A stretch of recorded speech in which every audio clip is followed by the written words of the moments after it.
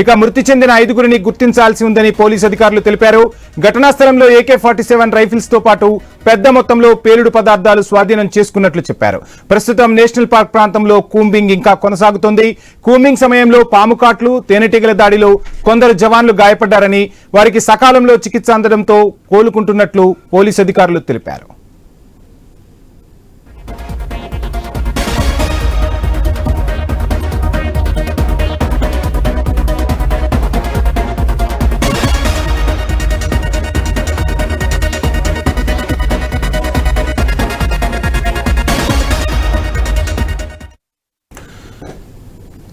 ఇక ఎన్కౌంటర్ కి సంబంధించి ఫుల్ డీటెయిల్స్ మా ప్రతినిధి నవీన్ అందిస్తారు. నవీన్, ఛత్తీస్గఢ్ బీజాపూర్ జిల్లా నేషనల్ పార్క్ లో ఎన్కౌంటర్ జరిగినట్టుగా తెలుస్తుంది. ప్రస్తుతం ఇంకా కూంబింగ్ కూడా కొనసాగుతున్నట్టు తెలుస్తుంది. ఫుల్ అప్ డీటెయిల్స్ ఏంటి?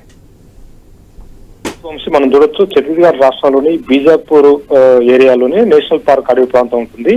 ఈ నేషనల్ పార్క్ అడవి ప్రాంతం మొత్తం కూడా ఇంద్రావతి నదీ తీరం నుంచే ఈ పార్క్ ఉన్నట్టు పరిస్థితి కనపడుతుంది. ఎందుకంటే నేషనల్ పార్క్ అని చెప్పినప్పుడు కూడా పెద్ద దట్టమైన అడవి, 1000 కిలోమీటర్ల దూరం కూడా ఇది విస్తరించినట్టు పరిస్థితి కాకపోతే ఈ నేషనల్ పార్క్ అనేది దాదాపుగా బీజాపూర్ జిల్లాలోని దాదాపు మహారాష్ట్రతో పాటు అదేవిధంగా ఒడిశా, ఛత్తీస్గఢ్ ఈ 3 రాష్ట్రాలను ఆనుకొని ఉన్న పరిస్థితి కాబట్టి 5వ తారీఖు నుంచి కూడా భారీ ఎత్తున కూడా అక్కడ భద్రతా బలగాలు మోహరించినట్టు పరిస్థితి పడుతుంది. నేషనల్ పార్క్ అడవి ప్రాంతాన్ని మొత్తం కూడా చుట్టుముట్టారు. అయితే 5వ తారీఖు నుంచి ఆపరేషన్ కొనసాగుతుంది. దాదాపు 5వ తారీఖు నుంచి ఈ రోజు వరకు అంటే 3 రోజులలో 7 మావోయిస్టులు ఎన్కౌంటర్లో చనిపోయినట్టుగా పోలీసులు అయితే కొద్దిగా ధృవీకరించారు. 7గురిలో 2 మాత్రమే గుర్తించాం, మిగతా 5గురిని గుర్తించాలని చెప్పేసి కూడా చెప్తున్నారు. ఈ 5గురిలో 2 మహిళా మావోయిస్టులు ఉన్నట్టుగా చెప్తున్నారు. 2 మాత్రం గుర్తించాం. ఆ 2లో సెంట్రల్ కమిటీ మావోయిస్ట్ సంబంధించిన సెంట్రల్ కమిటీ నెంబర్ సుధాకర్ తో పాటు మరో తెలంగాణ రాష్ట్ర కమిటీకి సంబంధించిన వ్యక్తి భాస్కర్ ఉన్నట్టుగా వాళ్ళిద్దరిని గుర్తించారు. ఇంకా మిగతా సంబంధించిన 5గురు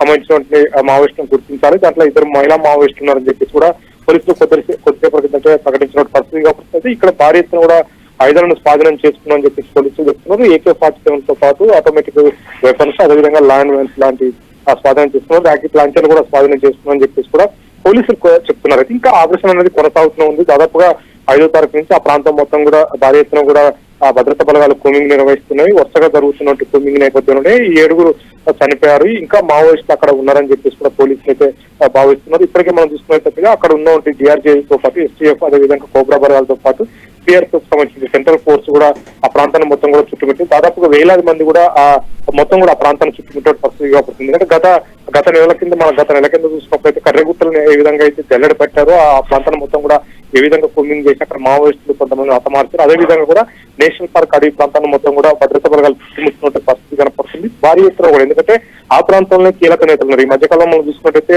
మావోయిస్టు సంబంధించిన సెంట్రల్ సెక్రటరీగా ఉన్నటువంటి అక్కడ ఒక వ్యక్తి చంపిన పరిస్థితి కాబట్టి ఆ ప్రాంతంలోనే పట్టుకున్నారు. బీజాపూర్ నేషనల్ అడవి ప్రాంతంలోనే ఆ ప్రాంతంలో దానికి చెందినటువంటి ప్రాంతం అని చెప్పుకోవచ్చు. నారాయణపూర్ లో పట్టుకున్నారు. ఆ ప్రాంతాన్ని మొత్తం కూడా మావోయిస్టులు అక్కడ షెల్టర్ జోన్ ఉంటున్నారు. భారీ ఎత్తున కూడా వివిధ రాష్ట్రాలకు చెందినటువంటి నేతలతో పాటు కేంద్ర కమిటీలో ఉన్న కీలక నేతలు మొత్తం కూడా ఆ ప్రాంతానికి చేరుకున్నారని చెప్పేసి పక్క సమాచారంతో ఆ ప్రాంతాన్ని మొత్తం కూడా ప్రస్తుతానికైతే చుట్టుముట్టినట్టు పరిస్థితి కనపడుతుంది. భారీ ఎత్తున కూడా హెలికాప్టర్ల ద్వారా ఆ కూంబింగ్ నిర్వహించారు. అంతేకాకుండా అక్కడ ఎవరైతే నేషనల్ పార్క్ అడవి ప్రాంతంలో ఆ కూంబింగ్ నిర్వహిస్తున్నారో అక్కడ ఉన్నటువంటి భద్రతా బలగాలకైతే హెలికాప్టర్ ద్వారా ఆహారం అందించే ప్రయత్నం కూడా చేస్తున్నారు. ఎందుకంటే భారీ ఎత్తున లోనకి ఎంట్రీ అయిన తర్వాత బయటకు రావడానికి చాలా ఇబ్బందికరమైనటువంటి సిచ్యువేషన్ అక్కడ ఉంటుంది. ఎందుకంటే భారీ ఎత్తువైన లోయలు, కొండలు ఉంటాయి, జలపాతాలు ఉంటాయి. ఇప్పటికే మనం చూసుకున్నట్టయితే అక్కడ కొంతమంది జవాన్లకు కూడా గాయాలంటే చెప్తున్నారు. పాము కాటుతో అదేవిధంగా అక్కడ ఉన్నటువంటి తేనెటీగల దాడిలో కూడా చాలా మంది గాయాలైనని చెప్పేసి కూడా భద్రతా బలగాలకు సంబంధించిన కమాండర్లు అయితే వెల్లడించిన పరిస్థితి కాబట్టి బీజాపూర్ సంబంధించిన జిల్లా ఎస్పీ కూడా దాన్ని ప్రకటించారు. ఎందుకంటే దట్టమైన అడవి ప్రాంతాల్లో ఆషామాషి కాదు. ఎందుకంటే పూర్తి స్థాయిలో 1000 కిలోమీటర్లు కూడా మేర అది విస్తరించుంటుంది. పూర్తిగా 2 రాష్ట్రాలను కలుపుకుంటూ ఆ ప్రాంతం ఉన్న పరిస్థితి కనపడుతుంది. అయితే మావోయిస్టు ఆ షెల్టర్ జోన్ చేసుకున్న ప్రాంతంలో ఉన్నారని చెప్పేసి చెప్తున్నారు. అయితే దాడులు రోజు కూడా ఎన్కౌంటర్ జరుగుతుంది కానీ మావోయిస్టు తప్పించుకుంటారు. మావోయిస్టు కూడా భద్రతా బలగాలపై కాల్పులు చేస్తున్నారని చెప్పేసి పక్క పోలీసులు అయితే వెల్లడించిన పరిస్థితి కప్పుతుంది. దాదాపుగా ఈ 3 రోజుల కానీ జరిగిన ఆపరేషన్ లో ఏరుగురు మొత్తం 7 మంది మావోయిస్టులు చనిపోయారు. దాంట్లో 7గురిలో 5గురిని మాత్రం గుర్తించలేదు, ఒక 2 మాత్రమే గుర్తించాం. ఆ 5గురిలో పూర్తి స్థాయిలో కూడా 2 మహిళా మావోయిస్టులు ఉన్నారు, మిగతా 3 పురుషులు ఉన్నారు. కానీ పూర్తిగా ఈ 5గురిని కూడా గుర్తించాలని చెప్పేసి పోలీసులు అయితే కొద్దిగా ప్రకటన వెల్లడించారు. ఆ 5గురికి సంబంధించినటువంటి ఇవాళ సాయంత్రం కల్లా కానీ రేపటి కల్లా పూర్తి స్థాయిలో గుర్తించిన తర్వాత 5గురికి సంబంధించిన మావోయిస్టుల డెడ్ బాడీలు ఎవరు ఏంటన్నది కూడా చెప్తామని చెప్పేసి భద్రతా బలగాలు అయితే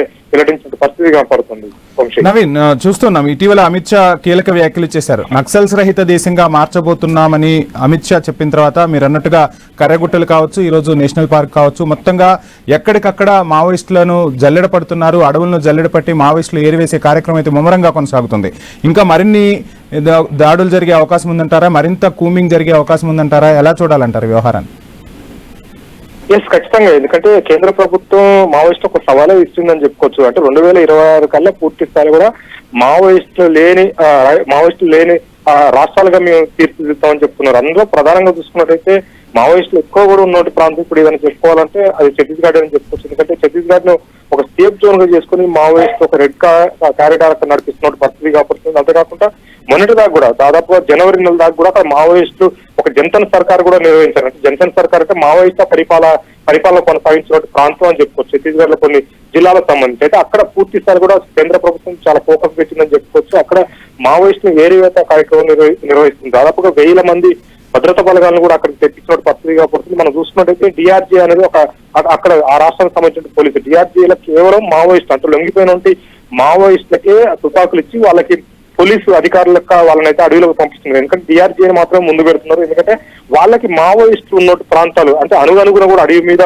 ఒక పట్టున్నటువంటి వ్యక్తులు వాళ్ళంతా కూడా, ఎందుకంటే గతంలో మావోయిస్టులుగా వాళ్ళు మావోయిస్ట్ క్యాడర్ లో చేశారు. మావోయిస్టులుగా చేసి వాళ్ళు లొంగిపోయిన తర్వాత వాళ్ళని డిఆర్జీ బలగాలకు తీసుకున్న తర్వాత వాళ్ళకి మిగతా సంబంధించిన సిఆర్పిఎఫ్ బలగాలు కానివ్వండి, అక్కడ ఉన్న ఎస్టీఎఫ్ కానీ కోబ్రా కానీ వీళ్ళందరినీ కూడా అటాచ్ చేసి ముందు డిఆర్జీ సంబంధించిన బలగాలను ముందు పంపిస్తున్న పరిస్థితి కాబట్టి, ఎందుకంటే డిఆర్జీ బలగాలు మాత్రమే ఈ లొకేషన్ మొత్తం కూడా ఐడెంటిఫై చేస్తున్నారు. పూర్తి స్థాయి కూడా వాళ్ళకి అడవి మీద ఒక పట్టున్నట్టు పరిస్థితి మనం చూడొచ్చు. ఎందుకంటే పూర్తిగా వాళ్ళు మొన్నటి దాకా నక్సలిజంలో పనిచేసిన వాళ్ళు ఎక్కడ ఏ దళం ఉంటుంది, ఎక్కడ రాష్ట్ర కమిటీలు ఉంటాయి, ఎక్కడ కేంద్ర కమిటీ నాయకులు కీలకంగా మకాం వేసుకొని ఉంటుంది, ప్రతి అనుగాను కూడా వాళ్ళకి తెలిసినట్టు పరిస్థితి కాబట్టి ప్రస్తుతానికి అక్కడ ఉన్నటువంటి లొంగిపోయిన మావోయిస్టు డిఆర్జీలో చేరిన తర్వాత వాళ్ళని తీసుకెళ్లి మాత్రమే ఇప్పుడు ఈ ఎన్కౌంటర్లు జరుగుతున్నట్టు పరిస్థితి మనం చూస్తాం. ఎందుకంటే మొన్న జరిగినట్టు దాదాపుగా 20 రోజుల కింద జరిగినట్టు ఆ మావోయిస్టు కేంద్ర కమిటీ కార్యదర్శి ఎన్కౌంటర్ నపాల కేశవరావు ఎన్కౌంటర్ కూడా ఆ విధంగా జరిగింది. ఇప్పుడు జరుగుతున్న ఎన్కౌంటర్లు కూడా పూర్తి స్థాయిలో కూడా లొంగిపోయినట్టు మావోయిస్టే వెపన్స్ పట్టుకుని అడవిలో వేట మొదలుపెట్టిన పరిస్థితి మనం చూడొచ్చు. పూర్తి స్థాయిలో కూడా ఈ రాష్ట్రం అంటే ఛత్తీస్గఢ్ లో ప్రధానంగా చూసుకుంటే ఛత్తీస్గఢ్ నుంచి ఒడిశాతో పాటు అదేవిధంగా మహారాష్ట్ర సరిహద్దు ప్రాంతాలనే కాబట్టి మావోయిస్ట్ అక్కడ మకాం వేసుకుని ఉన్న